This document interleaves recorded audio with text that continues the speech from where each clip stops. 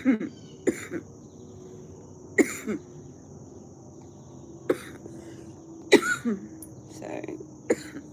My bad.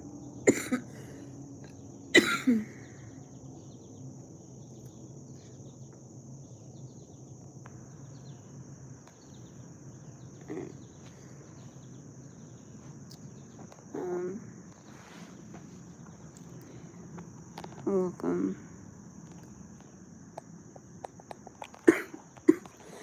Welcome to today's live. I'm honored to be here. And,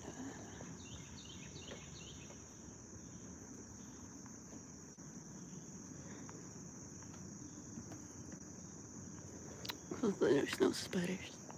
Alright. There's a couple, but it's okay.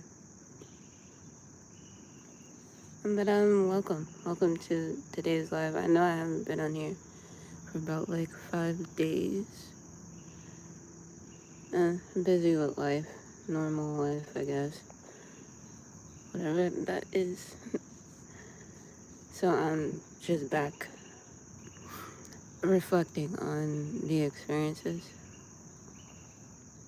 This is what I do. I take about like 5 business days or 7 business days out of my life to just process reality and to be a part of reality as much as possible. Meaning like being an active, doing something. And then, I don't know why,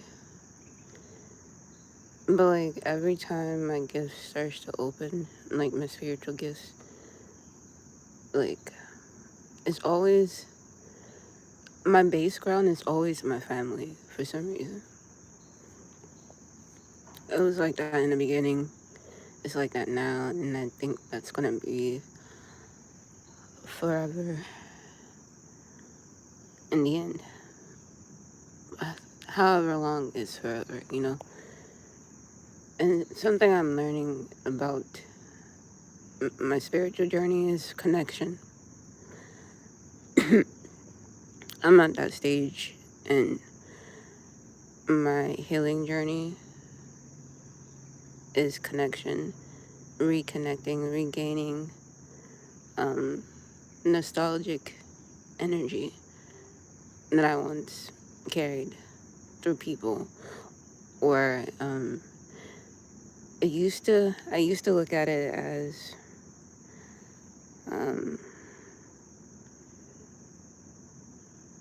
as negative, and the only reason why it was negative because of my reaction. The best way to forgive yourself on your journey to your higher state of consciousness is to forgive your old self, so that when your old self is merging into the higher self, there is no like conscious battling between your subconscious and your conscious mind about why you exist, or why you have to question what you're putting into the table of the family. Everybody has a cord to the creator, to the creation. And then there are other spirits within your cord that's helping you see the light within yourself consciously, whether it's in a dark place, whether your environment turned you dark on the inside, but now you're trying to find your way through the pain. Like, finding your way through the pain is like, hold on. Finding your way through the pain is kind of like getting yourself back in line to the original emotion of you.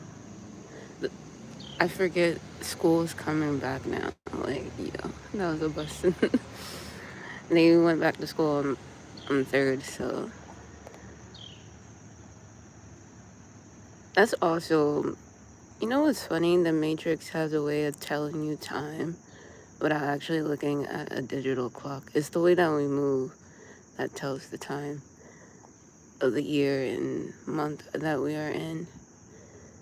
One, what we wear tells time. Summer has its own time. And when it's in between the midst of like now, when we're getting ready to switch over, we consciously already switch our consciousness.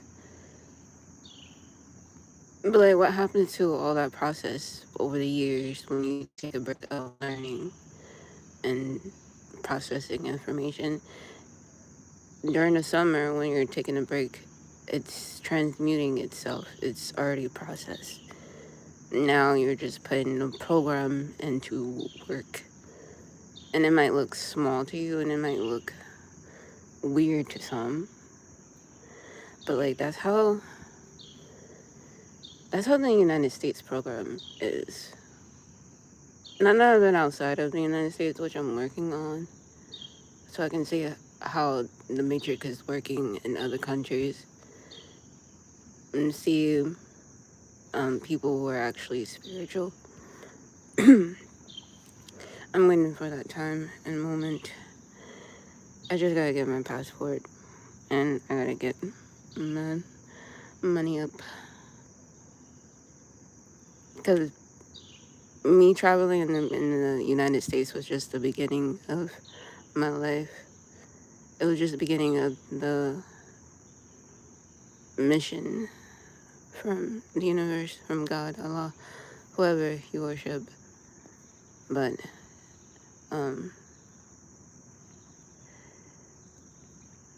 it's like he or she wants me to go visit myself, wants me to go visit certain places to see the matrix within the system and try to see different dimensions within different cultures, different race.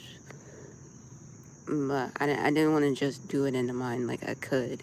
I've been doing it, but and observing on the internet. But it's nothing. When I step my spirit there, my presence there is going to be 10 times more powerful than what the answers I'm giving or getting in my mind or my spirit. Because everything will make sense. It will be all connected. Like when I started from the south and up north to travel, but I had to finish before I could travel outside of the United States. I had to finish the west and the east side. That's about it. But I can kind of already tell what the matrix is like over there, just off what I seen on the internet. But he said, or yeah, for me as a he, he said that that I should step inside of the arena I'll have a different point of view, a different point of settings, and I'll actually gain more spiritual gifts while I'm there. I don't know why society has this thing when it comes to black people when they're in their spiritual gift. Other black people want to label it as mental illness. That's just because they don't like you. They don't like godly things. It's certain, yes, some of my people, I'm black, but I'm also other things. But I experienced this and I said this too before my awakening.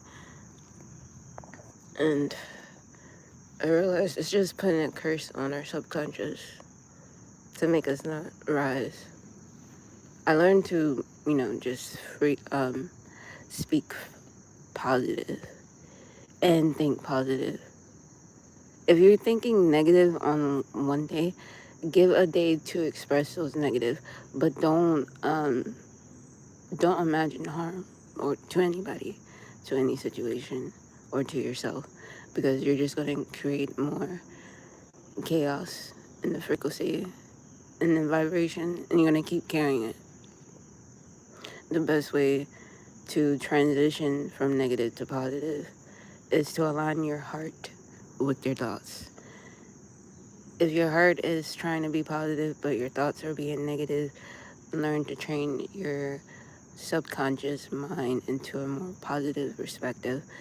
Look at people that you can admire, that is transparent to you, that you can feel within your determination, your soul, that these spirits that give you these life advice that's guiding you, whether you're a male or female, make sure whatever it is that you are attaching yourself to them, that you can um, that you can vibrate off of, or at least allow them to trigger a gift inside of you that you didn't know you have. And what I mean by gifts, I mean anything talented. And that's what I mean. Like, my community, what I learned over the years, it used to be worse, but this new set of generation, including me, on what we are learning is to stand on business regardless who thinks that we can't make it. We can see ourselves only making it because of the power of God, the power of source. And a lot of times they're not going to understand why you're going towards that direction. Most people in your life that you thought you trust kind of misguide you. And the best way to transmute all of that too is to pick healthier decision making. Don't pick the same decision making as a family member might done, and you see them go through the ups and the downs. That's their story. You can't recreate someone else's path. That's what I learned. You can't. You can observe it from afar, diagnose it so into a knowledge where you might be lacking of you getting your life together. And then one thing too is, as us Black folks, we need to stop having competition. Who has the most trauma? Who has the most pain? Or like, stop looking at God as a competition. Every time somebody that is younger or older than you is speaking freely of what it is that they are connected to, it's not about they're saying that you are disconnected or you are ungrateful yourself. Maybe there's a part of them that is channeling within you based off your patterns and recognitions that they're not seeing. But they don't have to see it. At the same time, I'm learning that too. Not everybody has to see your worship. Nobody has to really see you quickly open something to read to guide you. And in order to get respect from your past, you must make amends with all the things that trigger you. Like, I don't get that feeling no more. I talked to a friend the other day. I told her I don't get this burden type of feeling anymore. You know that feeling of burdenness? Like, you feel like you're in the way or like you're taking up too much space. I'm like, I learned to let go of that part because I realized that's what always triggered my anxiety. It's not feeling like I gave enough when I am enough. Regardless of who's projecting onto me saying I'm not enough, I still find ways to tell myself I am enough. It took me a while. That's why I guess God made me like separate from my family for a while and separate from my friends, people, places, the things that I knew. And then when he isolated me in the big city, it's like I gained consciousness, awareness, but but it still felt like something was missing. And that's when I knew, oh, that was my ego. And that I had to make a conscious decision of going back and forth between my spirit and ego. And I just decided I'd rather be spirit full time. It comes with benefits. It comes with discernment, disobedience, all the good spiritual things in life. You get to learn to be free. Like, I make rebel decisions, yes, but it's not a bad decision.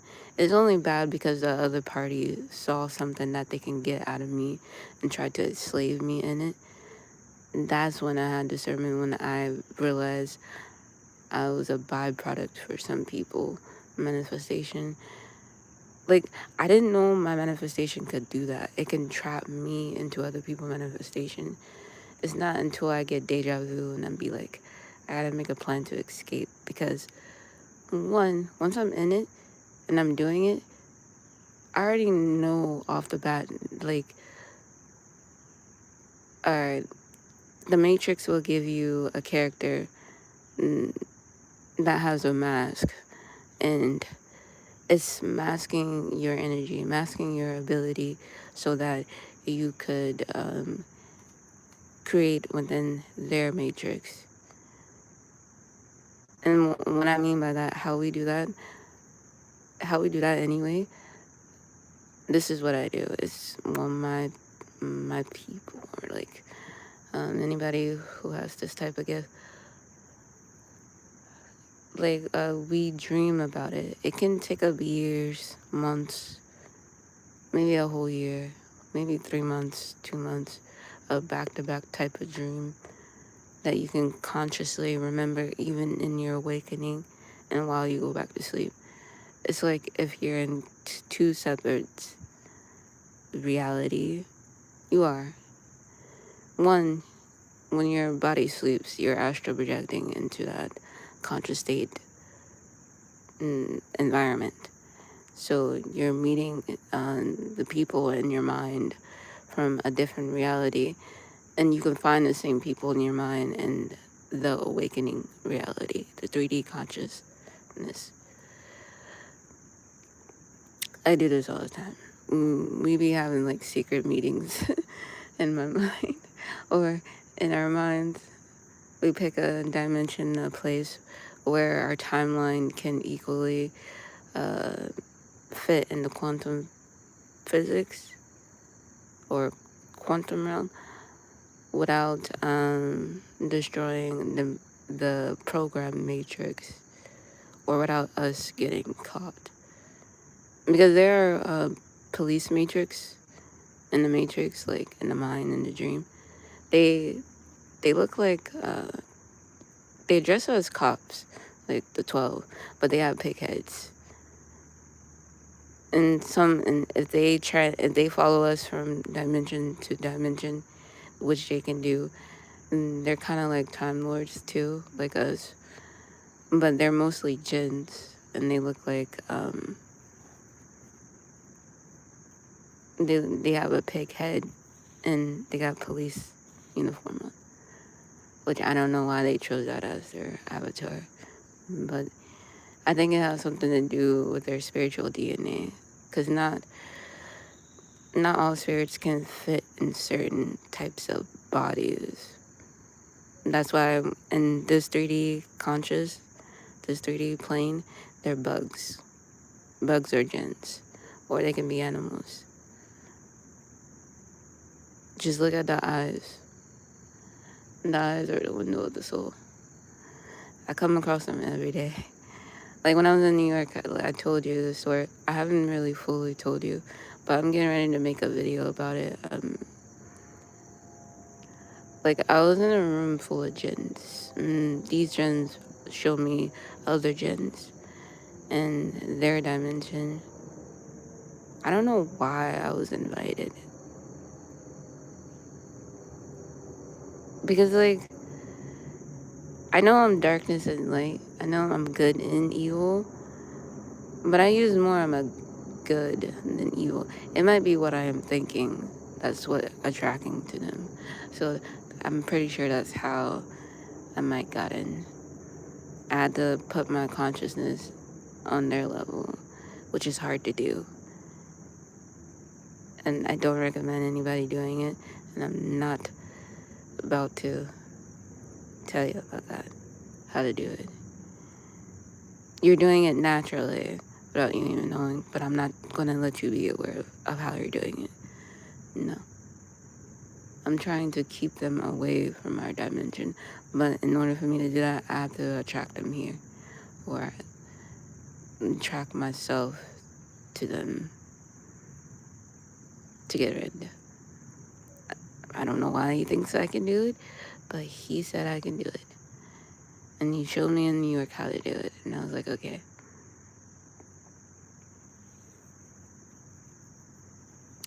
Anyway, but yeah,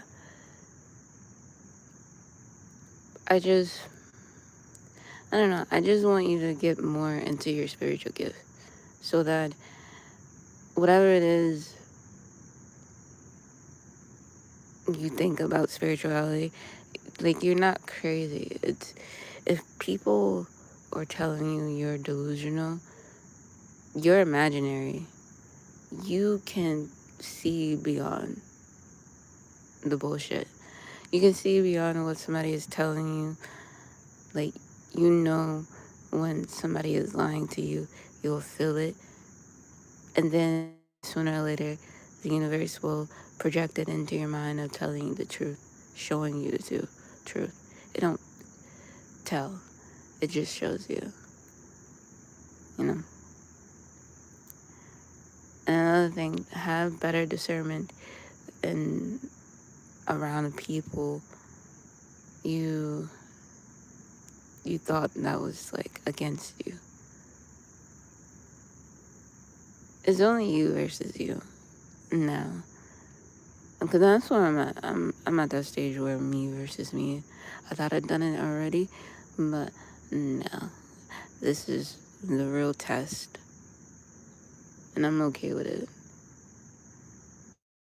I have some questions, yes. But at the end of the day, I'm just a student learning life. Learning and creating life. So I gotta master that. Master everything. I'm close to. I gotta master psychological shit. Like, for me, I'm lacking of manipulation.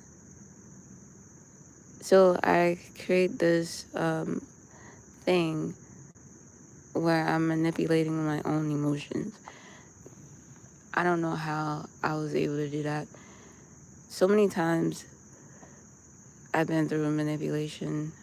I kind of like made a program so it doesn't hurt me, or it doesn't feel like somebody is in control of me.